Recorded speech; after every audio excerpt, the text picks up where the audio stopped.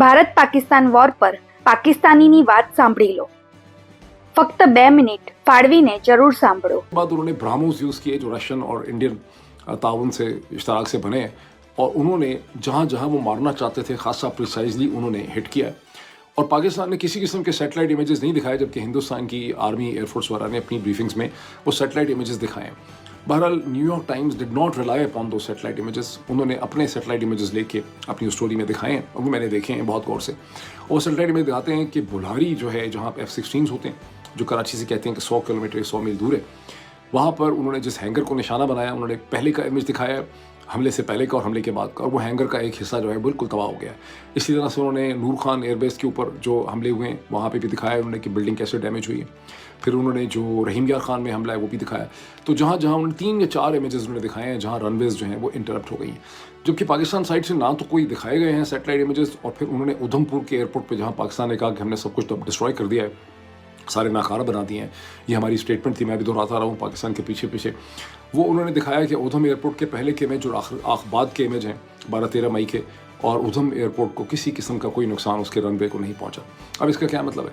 इसका मतलब है कि पाकिस्तान ने जो मिसाइल मारे हैं उनका इम्पैक्ट नहीं हुआ, वो एक्यूरेट भी नहीं होंगे, और ये कंप्लेन पहले भी थी कि मिसाइल हमारे एक्यूरेट नहीं है, तो उससे कोई ख़ास नुकसान नहीं हुआ. अब ये वो बेसिकली सच है जिसको बोलने पे यहाँ पे हमारे यहाँ पर साइबर क्राइम के इल्ज़ाम जो है लग जाते हैं. इसकी बॉटम लाइन क्या है सारे एनालिसिस? इसकी बॉटम लाइन ये है कि हमें अमेरिका ने ये सीज़ फायर करके दिलाया है, हिंदुस्तान को उन्होंने धमकी लगाई है, हमने धमकी उनको कन्वे कर दी. जब हमने नेशनल कमांड अथॉरिटी की मीटिंग बुलाई, हमने उनको कन्वे भी कर दिया होगा कि जनाब हम तो बड़े सख्त अंडर प्रेशर हैं, हम न्यूक्लियर हो जाएंगे, क्योंकि हम डिनाई कर रहे हैं, लेकिन नज़र यही आ रहा है. और दूसरा उनको ट्रेड की धमकी थी.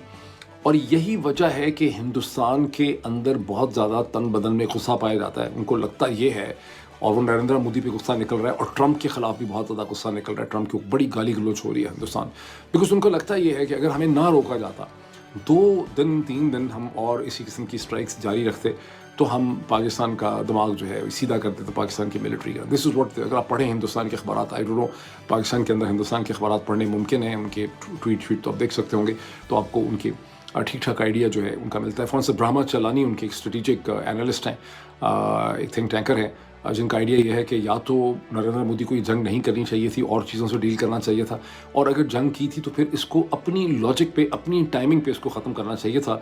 कि जो डोनाल्ड ट्रंप के प्रेशर में आके सीज़ फायर किया है, इससे हिंदुस्तान की साख को और उसके इम्पैक्ट को बहुत ज़्यादा नुकसान हुआ है.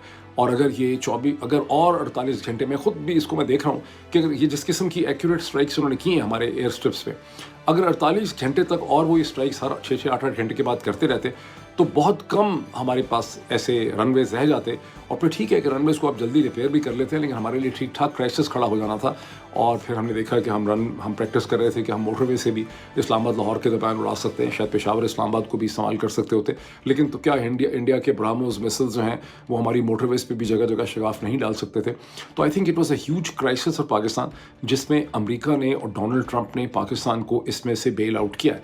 और इसमें से ये गलत मतलब अब नहीं निकालना चाहिए, और मेरा ख्याल है निकाल भी नहीं रहे होंगे. पब्लिक को बेवकूफ़ बनाने के लिए, फुद्दू बनाने के लिए और किस्म की कहानियाँ होती हैं.